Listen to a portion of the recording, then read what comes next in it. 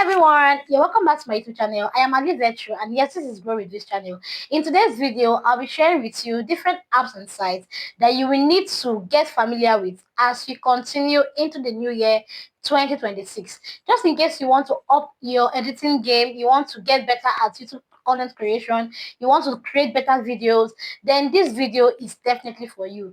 Do pay attention to the end so that you don't miss any point, right? So in today's video, I'm going to be sharing with you different apps and sites that you need to get familiar with in order for you to be able to make your editing game better, make your content creation journey easier, right? In case you're looking at getting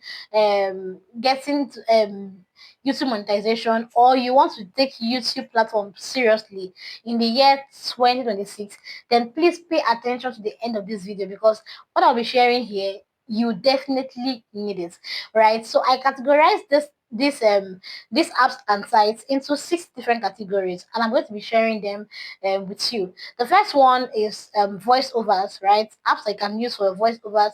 The second one is apps that you can use for video creation and animation. The next one is apps that you can use for script writing and getting content ideas. The other one is apps that you can use for thumbnail creation, then for your SEO and research. The last one is apps that you can use for editing.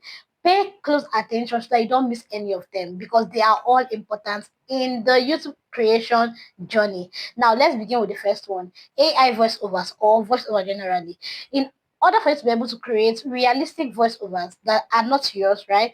There are apps and sites that you can use to achieve this. The first one on my list is Lu Voice, right? This is spelling trend on the screen.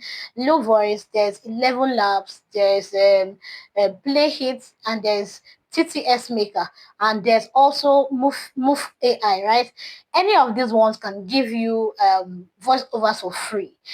I know that some of them have limits, right? Some of them have limits as to the length of words that you can put in, right?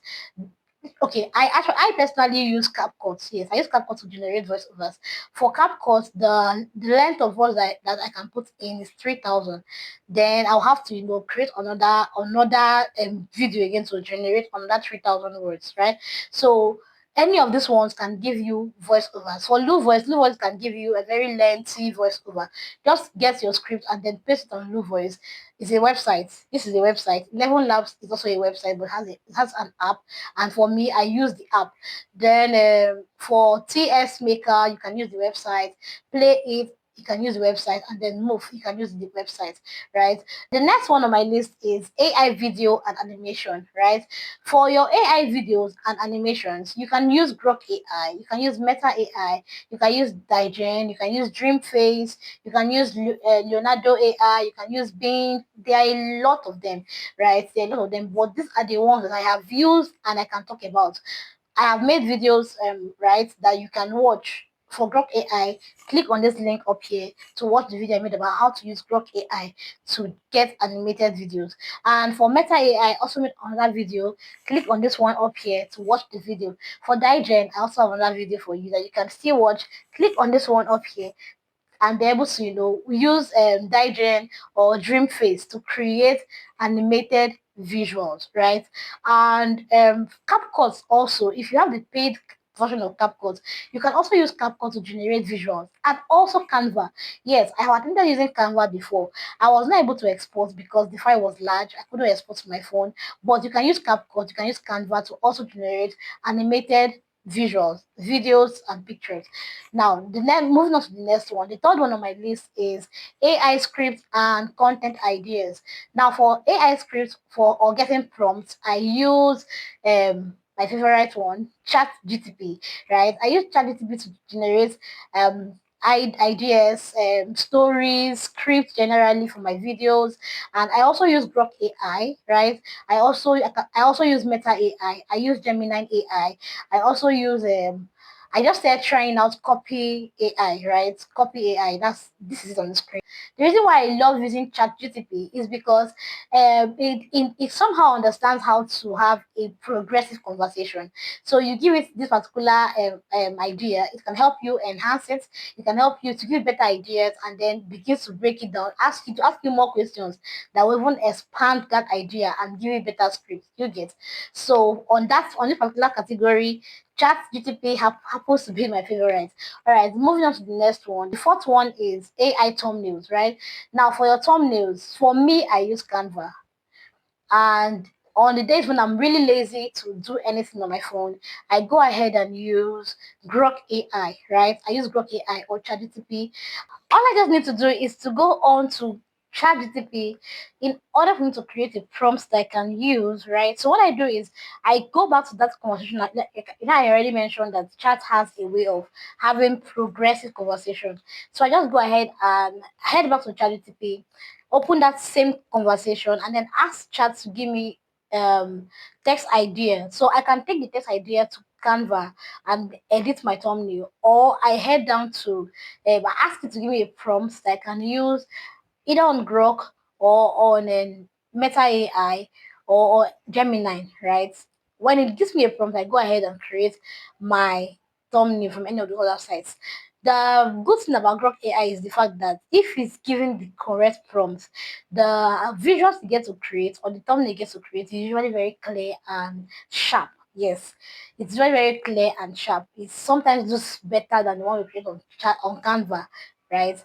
Now, moving on, the next one on my list for the next category here is SEO and research. Now, I use vidIQ, right? vidIQ is the top of my list. I use vidIQ, TubeBuddy, and keywords 2.io. I also use ChatGPT to get SEO keywords, right? Now, what are keywords or what are SEO? These are search engine. SEO simply means search engine optimization, right? For every video you get to put out there, it is advisable that you get to optimize the video.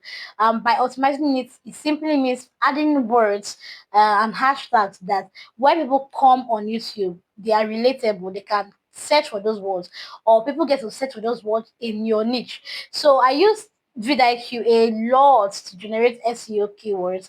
I also use TubeBuddy. I also use ChatGPT to generate SEO keywords. Then the last on my list is editing category. I use CapCut. I use InShot. I use these are the two apps I use for editing and compiling my videos. Right. If you want to understand how to use Canva, how to use CapCut, click on this video link showing up here. And if you'd like to understand how to use InShot, this video link should be the one you should use. Any of them you get to click on, they are very easy to understand, right? These videos I've just shared with you now, they are going to serve as a guide for you, right? You'll be able to use the free version, and if you can have the paid version, like have get to pay for the paid version, you will have better access to most of the features that are there. The only disadvantage about having the free one is there are some features that you don't have access to, right? So if you can pay for the free paid one, go ahead and pay so that you have better chances of getting better features on the paid version. Then there's also Filmora, there's in video, there's edits by in Instagram. There are lots of apps that you can now use to edit your videos. But for me, I will always go to CapCut and then InShot. Which of these tools are you going to be trying the year 2026? If you need any guide on how to navigate around YouTube, then this particular playlist should be the one you will click. And if you need other guides on how to use some of these apps and tools I've talked about, this video should be the one you should go ahead and click on the playlist to binge watch it, and leave a comment if you found this video really valuable. If you found this video helpful, leave a comment, leave a thumbs up, but most importantly, please subscribe to my channel, and I'm hoping to see you in my next video. For now, do have a blessed day. Bye.